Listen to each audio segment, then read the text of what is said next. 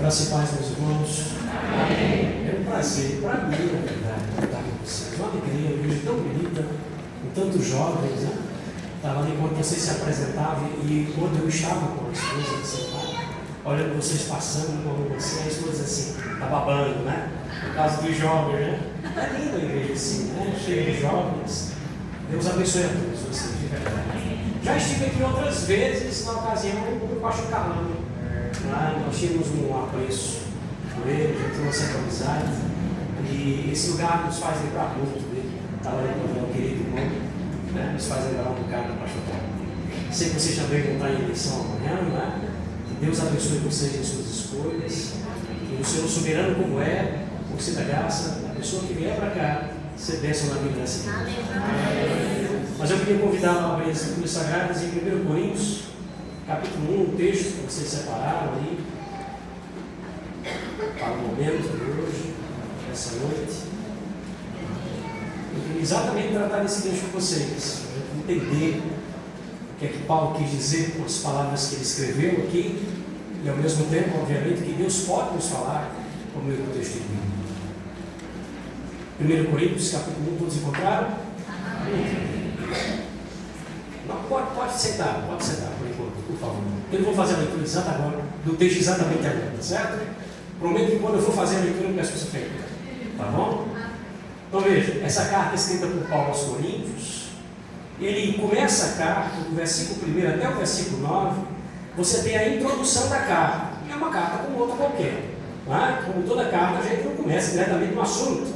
Então Paulo começa fazendo a introdução da carta, falando bem dos irmãos, fazendo uma saudação inicial, dizendo que sempre agradece a Deus por eles, a partir do verso 4, e ele faz isso até o versículo 9. Mas já a partir do versículo 10 do capítulo 1, ele começa a sua série de advertências à igreja. A igreja de Corinto, irmãos, era uma igreja extremamente difícil, extremamente problemática. Provavelmente a igreja mais difícil da qual Paulo teve que escrever uma carta para ela. Uma série de dificuldades, uma série de problemas a igreja estava passando, e entre esses problemas havia um problema com a unidade da igreja. Havia alguns cismas, alguns rachas na igreja de Corinto. E você acha que só tem problema na sua igreja, não é? Havia alguns problemas naquela igreja. Veja, a unidade da igreja estava sendo ameaçada por causa da vaidade de alguns irmãos da igreja. Uma vaidade tola e até mesmo infantil. E eu quero mostrar isso a você. Olha o que é que ele diz do verso 10 ao verso 12, falando sobre esse assunto.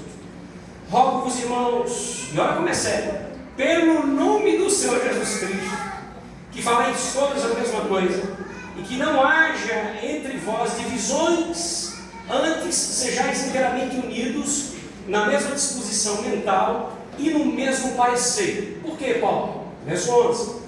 Porque a vosso respeito, meus irmãos, eu fui informado pelos da casa de Clói, de que existem contendas entre vós. Explica melhor, Paulo, verso 12. Eu me refiro ao fato de cada um de vós dizer o seguinte: uns dizem, eu sou de Paulo; outros, eu sou de Apolo; outros, eu sou de Pedro ou de Cefas; e outros, eu sou de Cristo.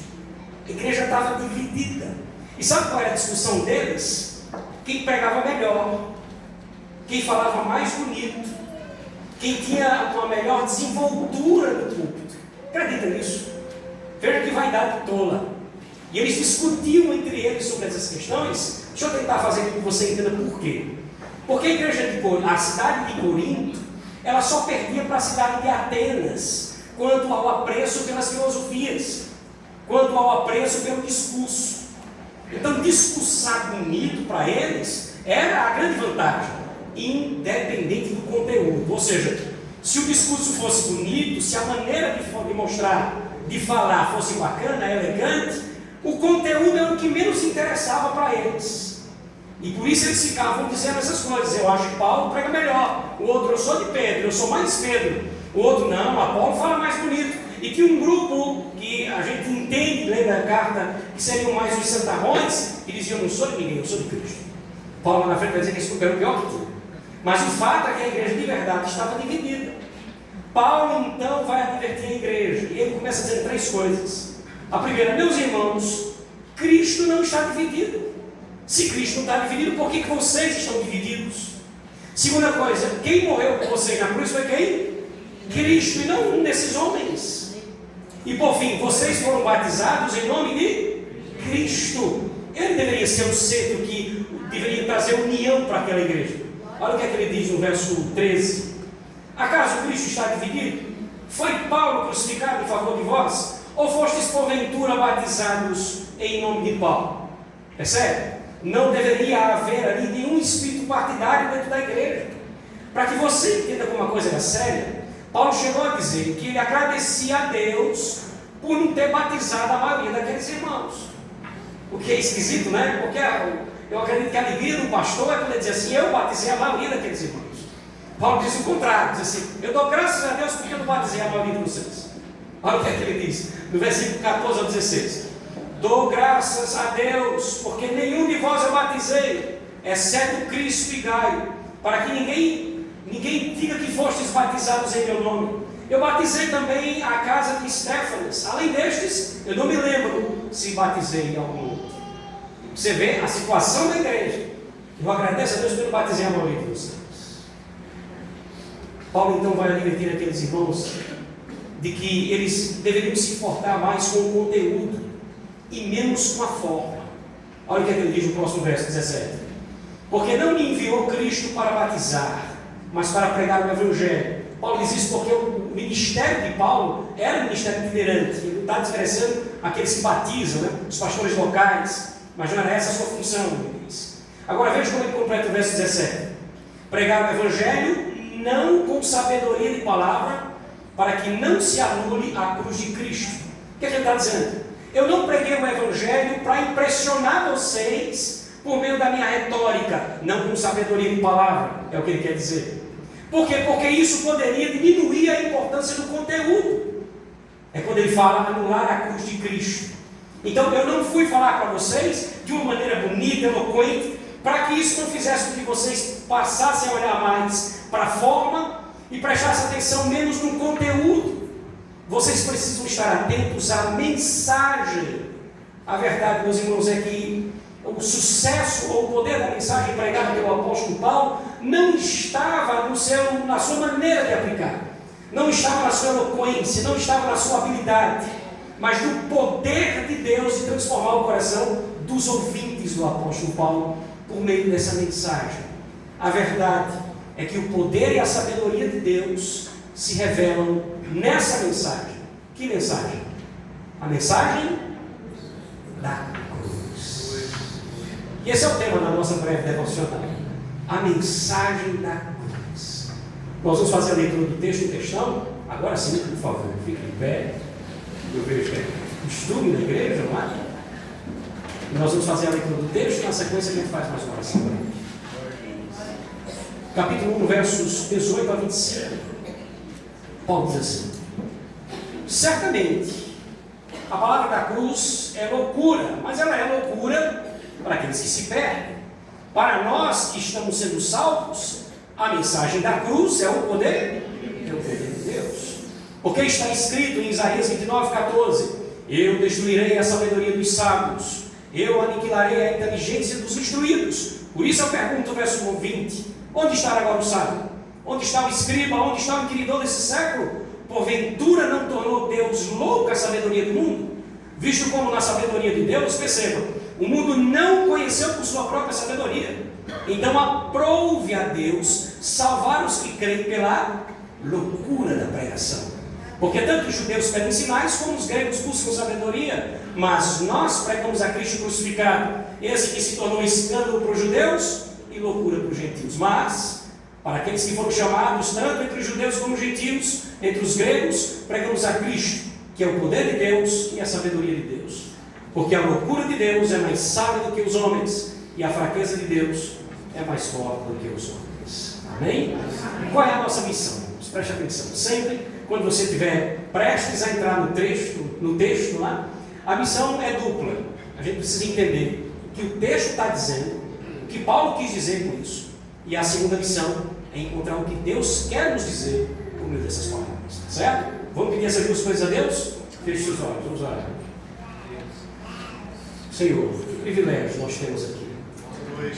Ter em tuas mãos em nossas mãos a tua palavra, ó Deus, e ter a liberdade de poder meditar nela, quando muitos dos nossos queridos irmãos espalhados por esse mundo não têm a mesma liberdade e nem o mesmo acesso. Nos faz entender esse privilégio essa noite, e dessa maneira nos debruçarmos sobre a tua palavra com essa dupla missão: entender o texto, ó Deus, e aplicá-lo em nossa vida. Nós oramos, ó Deus, por meio do teu Espírito que habita em nós, ilumina nossa mente para a compreensão dessas coisas. Em nome de Jesus. Amém. Podem ser.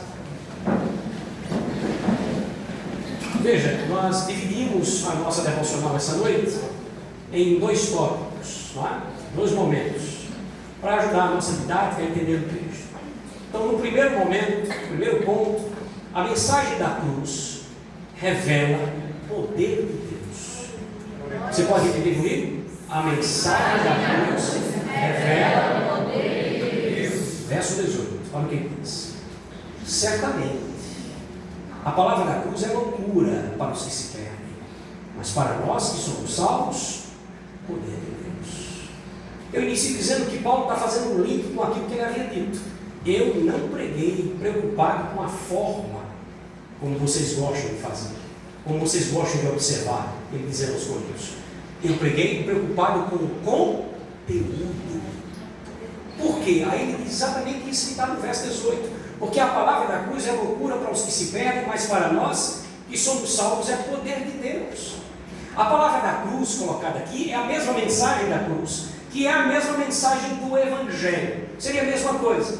E o que é que nos diz a mensagem do Evangelho? Claro, que em suma, de maneira resumida, a mensagem do Evangelho mostra que esse Jesus que nasceu em Belém da Judéia, que cresceu em Nazaré, esse Jesus, na verdade, era o Cristo, que esse Jesus era o Messias, que estava sendo aguardado pelos homens e que havia sido prometido por Deus desde o Éden. Lembra? O descendente da mulher esmagará a cabeça do diabo. Então a mensagem do Evangelho traz esse Jesus que nasceu ali como sendo esse homem, esse descendente, essa promessa de Deus.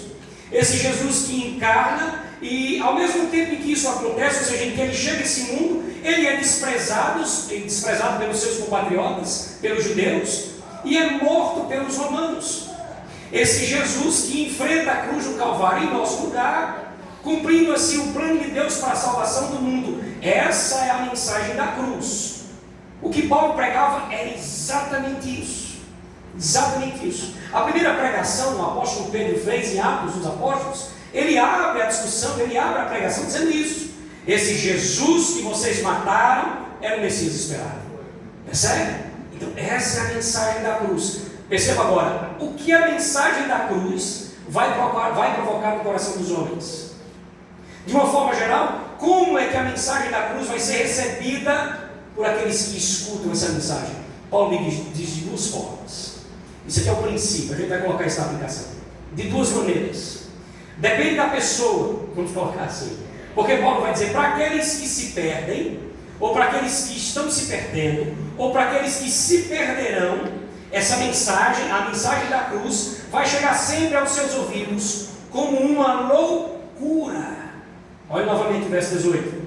Certamente, veja, sem sombra de dúvidas, a palavra da cruz, ou o Evangelho, é loucura, mas para quem? Para os que se perdem. Então a primeira reação, as pessoas ouvirão e dirão, isso é uma loucura, isso é uma fantasia, isso é uma estupidez, isso é uma tolice, isso é religiosidade. É isso que eles vão dizer. Em contrapartida, o apóstolo Paulo vai dizer que outro grupo, que grupo é esse? Aqueles que estão sendo salvos, aqueles que foram salvos, aqueles que serão salvos, eles ouvirão a mensagem da cruz e vão dizer, isso é o poder de Deus. Veja novamente o verso. Certamente a palavra de Deus, a palavra da cruz, é loucura para os que se perdem, mas para nós, e aí Paulo se inclui, que somos salvos, essa mensagem é o quê? De Deus. É interessante porque Paulo já havia dito isso em sua carta aos Romanos, no capítulo 1, no versículo 16, Paulo diz assim, sobre ele mesmo, eu, Paulo, não me envergonho do Evangelho, Aí ele diz por quê? Porque o Evangelho é o poder de Deus para a salvação de todo aquele que crê. Então veja, para um grupo, a mensagem da cruz é na verdade uma loucura, é uma tolice. Para outro grupo, a mensagem da cruz representa o poder de Deus. E para explicar melhor isso, Paulo faz uma citação do Antigo Testamento, de um texto de Isaías, para dizer, e aqui é um escândalo, não se prepare para isso, aqui é escândalo mesmo. Paulo vai usar esse texto de Isaías para dizer que essa mensagem da cruz, propositalmente, ela destrói a pretensa sabedoria dos homens. A mensagem da cruz, ela é assim escandalosa para exatamente confundir a mente desses homens que se acham sábios. Olha só o que ele diz no verso 19. Pois está escrito, e aqui ele cita Isaías 29:14, isso é Deus dizendo ao povo de Israel: destruirei a sabedoria dos sábios e aniquilarei a inteligência dos instruídos. Isso era Deus desafiando a arrogância e a rebeldia do povo de Israel. Assim como ele continua nos nossos dias, desafiando a arrogância e a rebeldia dos homens do presente. Desses homens que se acham sábios. E é a esses homens sábios, ou que se acham sábios, que Paulo faz a pergunta do verso 20. Veja, onde está, diante da mensagem da cruz, onde está o sábio? Onde está o escriba?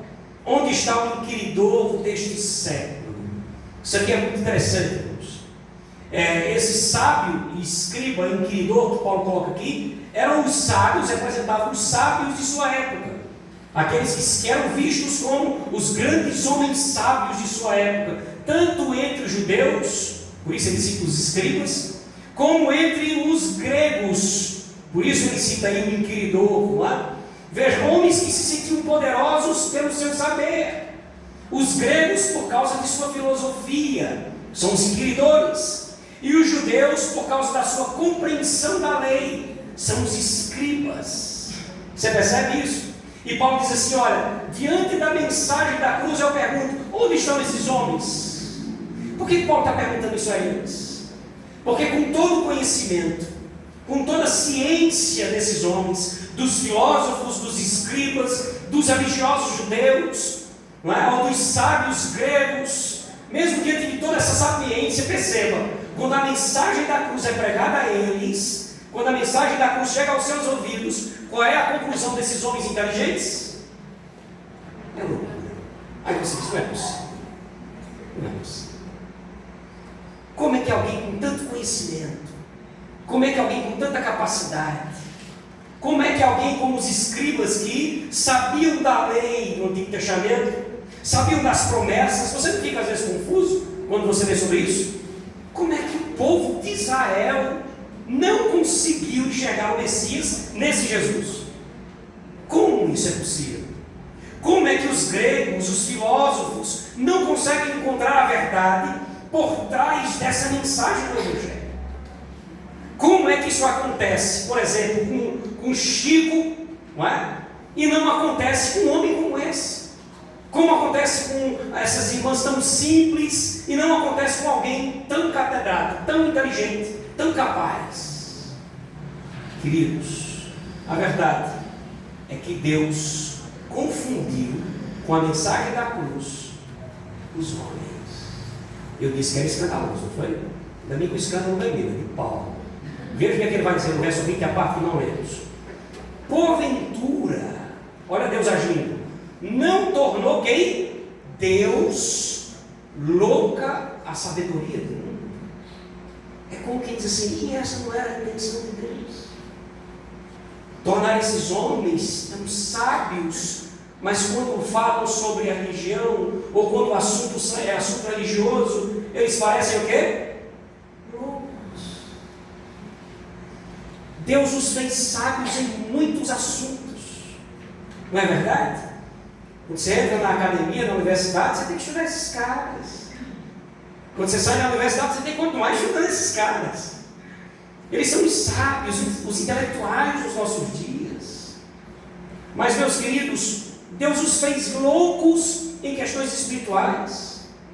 Nessas questões, Deus tornou louca, como diz o texto, a sabedoria do mundo. E dessa forma, Ele revelava o seu poder. Porque esses caras são poderosos. Qual é o problema? Eu resolvo. Qual é o enigma? Me dá que eu vou, quem conseguir desbaraçar isso, eu vou conseguir mostrar o que significa isso, eu vou desvendar esses mistérios. E eles são sábios para isso. Qual é o cálculo? Me dá que eu faço. Aí você apresenta a mensagem da cruz e ele olha, isso é loucura. A mensagem da cruz revela o poder de Deus.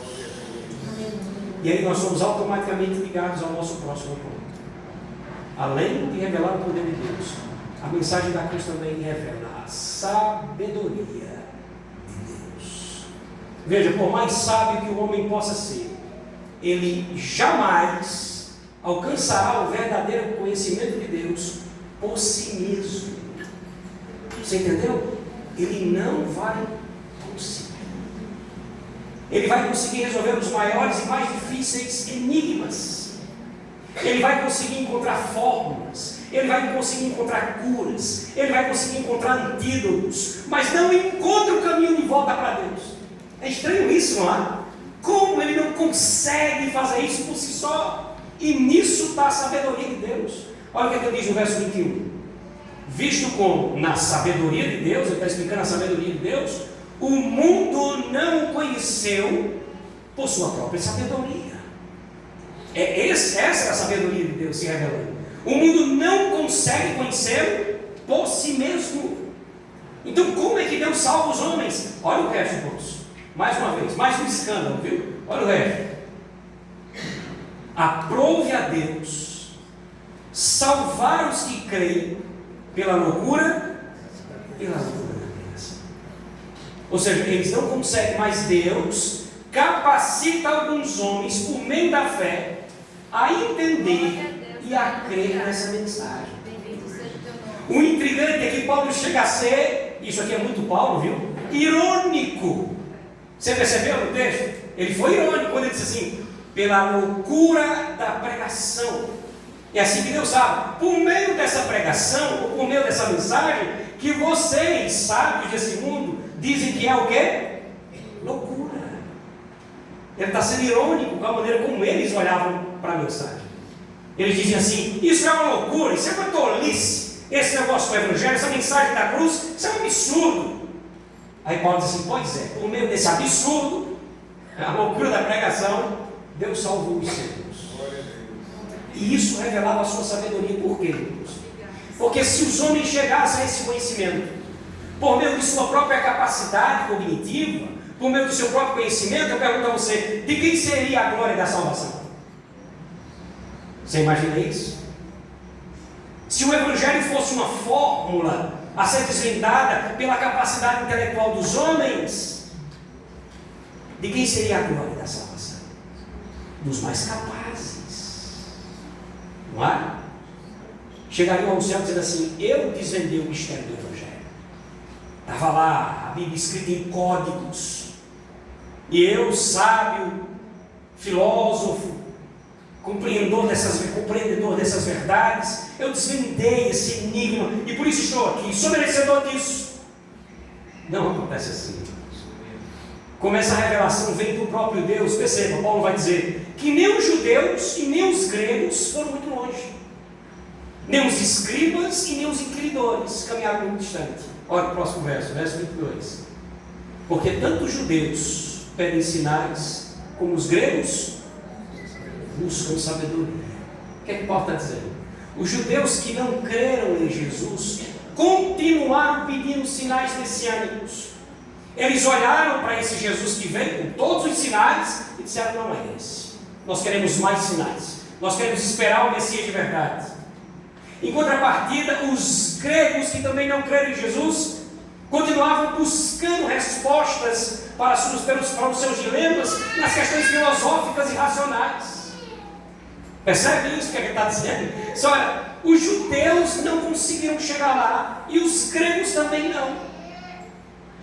Os judeus continuaram pedindo os sinais do Messias e os gregos preferiram confiar na sua própria filosofia. E quando o apóstolo Paulo apresenta a ambos a mensagem da cruz, qual foi a reação deles? Próximo verso, verso 23. Mas nós pregamos a Cristo crucificado. Veja, junto 22 ao 23, eu preciso desconectar aqui. No 22, os judeus pediram sinais e os gregos continuaram buscando sabedoria. Mas nós pregamos a Cristo crucificado. E qual foi o resultado? Escândalo para os judeus e loucura para os gentios.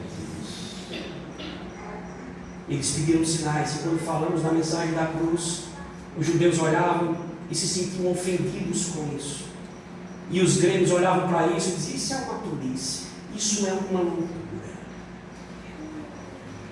E eu fico imaginando o apóstolo Paulo sofrendo com isso, não é? Como a gente muitas vezes sofre quando prega o evangelho em determinados lugares, ou a determinadas pessoas, e não surte o efeito que a gente espera. O apóstolo Paulo é interessante, porque em Romanos, na carta que ele escreve aos Romanos, ele chega a desabafar, ele chega a dizer assim, em determinado texto, que queria, se pudesse, trocar de lugar com os seus compatriotas judeus. Olha que desabafo. Eu queria trocar, se Deus assim pudesse trocar, me condenar e salvar todos os judeus. Mas não funciona desse jeito. Não funciona assim. Então a gente imagina que Paulo não fala essas coisas com alegria. Ele não fala isso com um sorriso no rosto. Mas ele precisa dizer essas verdades. Entretanto, porém, meus irmãos, entre os judeus e os gregos, dos quais Paulo pregou o evangelho, alguns haviam sido chamados por Deus para a salvação. Então, por mais que uma boa parte dos judeus continuaram incrédulos ali, seguindo e buscando os sinais, pedindo a Deus sinais do Messias, e boa parte dos gregos também se agarraram às suas filosofias, havia um grupo, tanto entre os judeus como entre os gregos, que foram chamados por quem? Chamados por Deus. Olha o próximo verso, verso 24. Mas, para os que foram chamados, ele faz questão de dizer, tanto os judeus como os gregos, a mesma coisa, pregamos a Cristo a estes. Mas estes começaram a ver a mensagem como? Poder de Deus e sabedoria de Deus. Você conseguiu encontrar, perceber o contraste entre o verso 23 e o verso 24? O verso 23 e o verso 24 é a missão colocada em prática. Perceba, no verso 23 ele diz assim, pregamos Cristo crucificado. Alguns judeus disseram, isso é um escândalo. E outros gregos disseram o quê? Isso é loucura. Aí o próximo verso, de novo. Mas, para os que foram chamados, tanto judeus como gregos, eu repito, pregamos de novo, Cristo crucificado.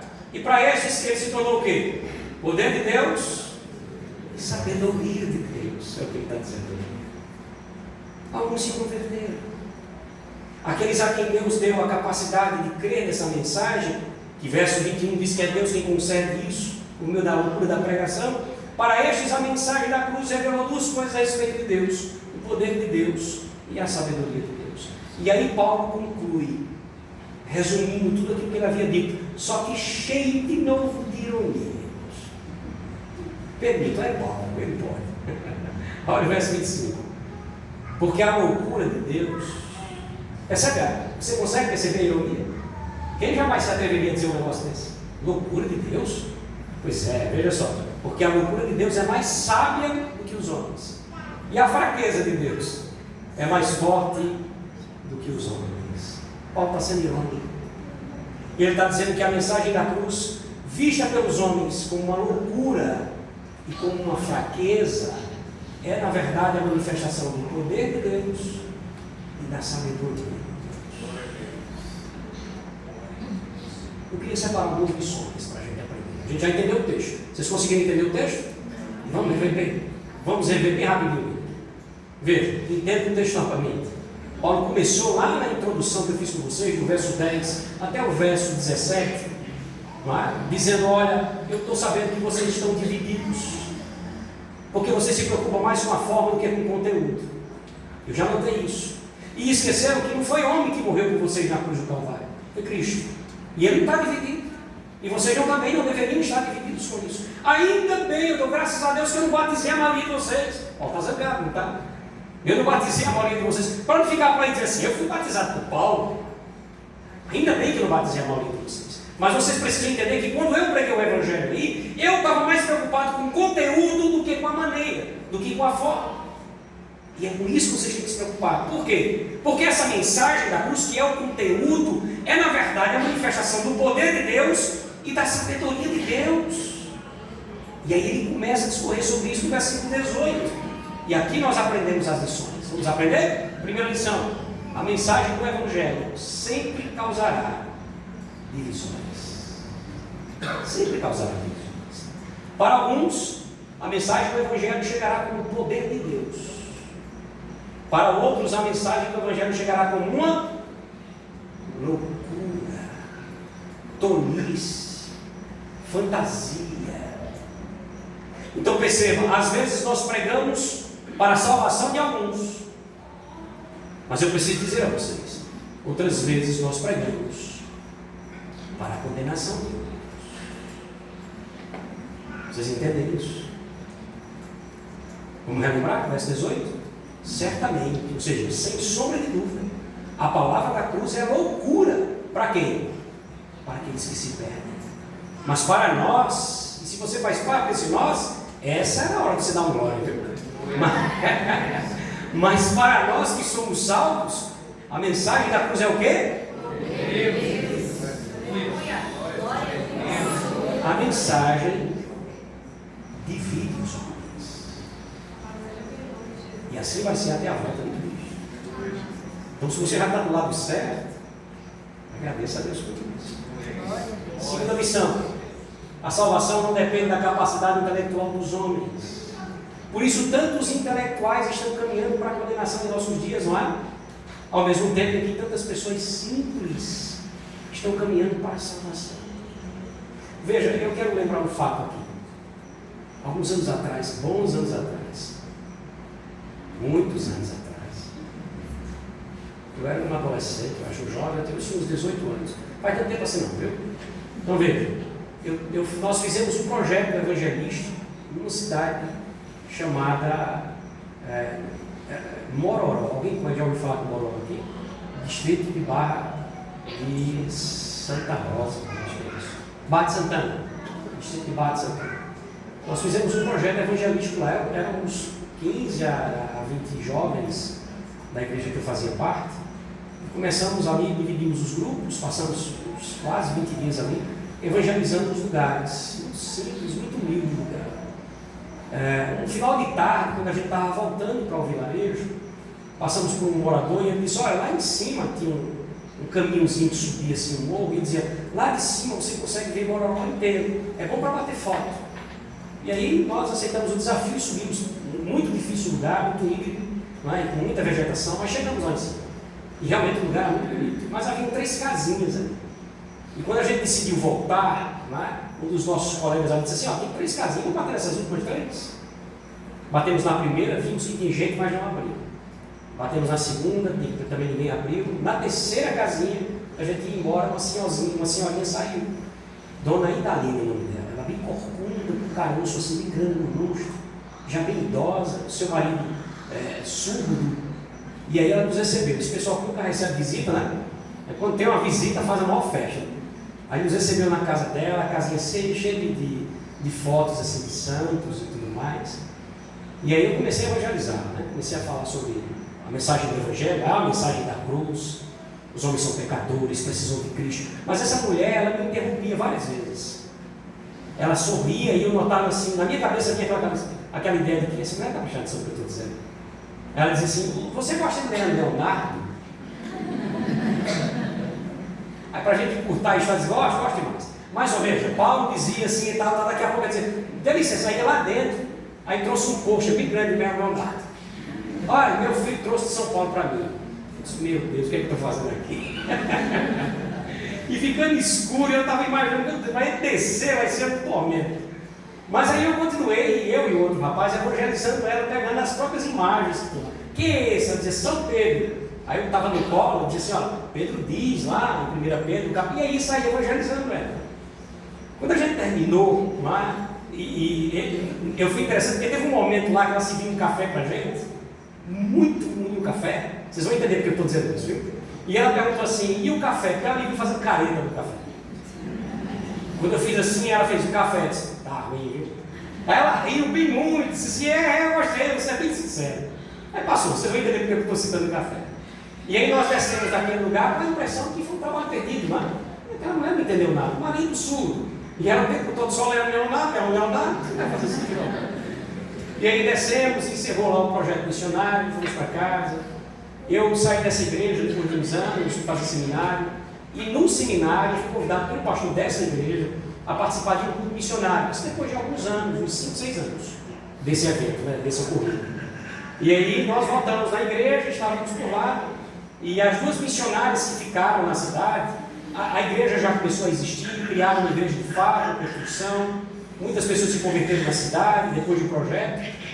E no finalzinho ela disse assim, mas eu preciso dizer uma coisa a vocês, antes da gente encerrar. Ela fez, olha, teve uma pessoa que chamou a nossa atenção. Uma senhorinha. E até então, eu estava completamente desconectado da história. Uma senhora, fazia muitos anos, uma senhorinha que nós evangelizamos em cima de um morro. E quando entramos na casa dela, que começamos a evangelizar, ela olhou para a gente e disse assim, olha, já passaram por aqui, já fizeram isso. E eu entendi a mensagem. E ela começou a descrever a mensagem, do jeitinho dela. Mas começou a descrever a mensagem do Evangelho. De que Jesus morreu na cruz, já não tinha nenhum santo na parede. E eu não falei idolatria, falei coisa nenhuma. E ela começou a dizer, não, que Jesus morreu na cruz, e ele nos. A cruz era nossa, e eu lembro que eu realmente disse essas coisas, que a cruz era nossa, e que ele pegou para ele a cruz, do jeitinho dela lá. E quando a gente crê nisso, confia nisso, aí Deus nos salva só por confiar nisso e tal. E até então lá, agradecendo, graças a Deus, essa mulher. E ela disse assim, o rapaz que veio aqui foi um que disse que meu café era ruim. Aí eu disse, meu Deus, sou eu. Ela virou para mim e disse, é você, né? É você que estava lá e fez esse trabalho. E eu quero dizer que Dona Idalina se converteu de fato, de verdade. E aí a igreja resgatou aquelas famílias em todos os sentidos, socialmente, aquelas famílias já não desciam para a cidade há muitos anos. Mas a igreja chegou chegando, né? Com tudo que eles precisavam. E ela de fato se converteu, ela já havia morrido quando esse depoimento foi dado, uns 2 anos depois da nossa ida lá, aquela mulher faleceu, né? O Senhor a chamou. Mas gente, ficou na minha cabeça aqui.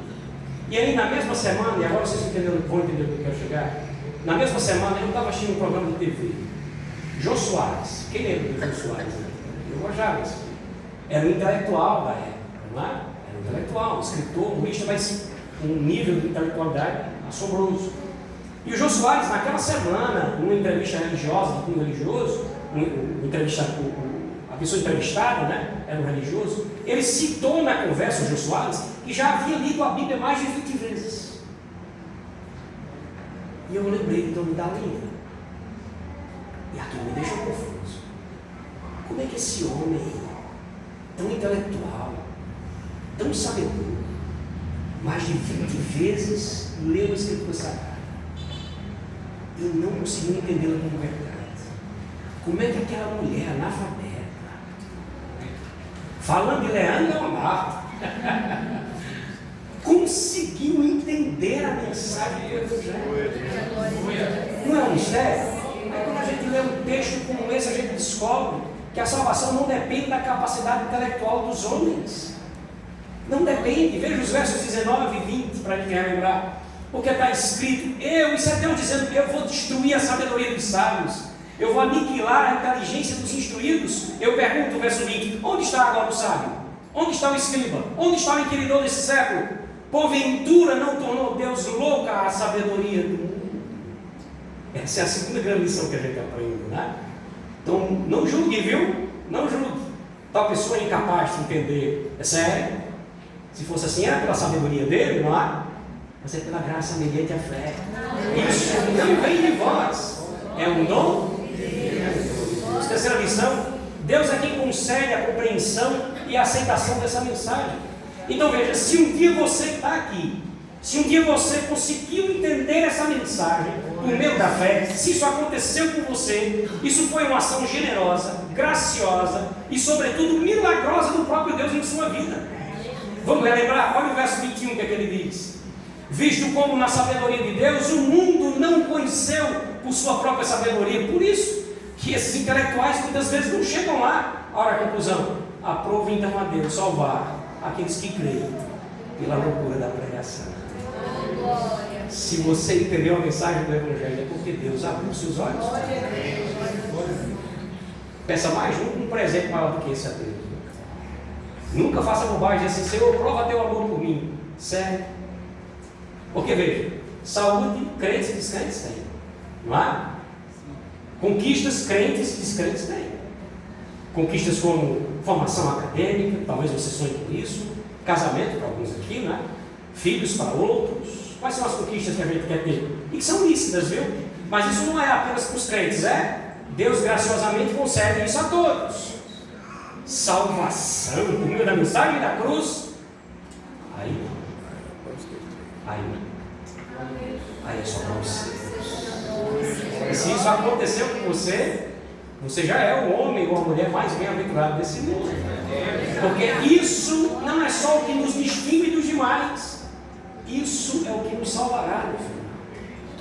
Então veja, Deus é quem concede a compreensão e a aceitação dessa mensagem. Por fim, não há salvação fora do Evangelho. Não há salvação fora do Evangelho. O texto deixa muito claro isso. Por essa razão, não se agarre tão cegamente à filosofia, ainda que você possa extrair boas coisas dela. Não se agarre tão cegamente à ciência, ainda volto a dizer que você possa encontrar boas coisas nisso, mas não se agarre tão cegamente a essas coisas produzidas pelos homens, porque os homens como nós são falhos, fracos e limitados. Só a mensagem da cruz supre os homens e suas carências espirituais, emocionais e até mesmo existenciais. Por quê? Porque nela é onde Deus revela o seu poder e a sua sabedoria. Verso 25. Vamos ler juntos? Verso 25. A ironia do apóstolo Paulo. Vamos lá, todo mundo junto. Porque a loucura de Deus é mais sábia do que os homens, e a fraqueza de Deus é mais forte do que os homens. Você foi atraído pela cruz? Foi Deus que o atraiu, né? Eu encerro dizendo: talvez você tenha visto aquele versículo, não é? Talvez você olhou para a porta e viu aquele verso dizendo assim: vinde a mim todos vós que estáis cansados e sobrecarregados, e eu vos... Talvez você tenha visto isso e tenha dito assim: hoje eu vou tomar a minha decisão eu mesmo, com minha sabedoria, com minha capacidade, eu vou tomar essa decisão e vou. Muito bem, você foi. Só que ao passar, lá dentro da porta estava escrito: ninguém pode vir a mim, se o Pai que me enviou não trouxe. Você foi, mas porque Ele fez você. Feche seus olhos, agradeça a Deus por isso. Agradeça a Deus porque não dependeu e nem depende de você. Nem depende de você, dos seus esforços. Paulo diz que já não há mais condenação para quem está, percebe, não é para quem faz obras, não é para quem busca isso ou aquilo, é para quem já está unido a Cristo pela fé.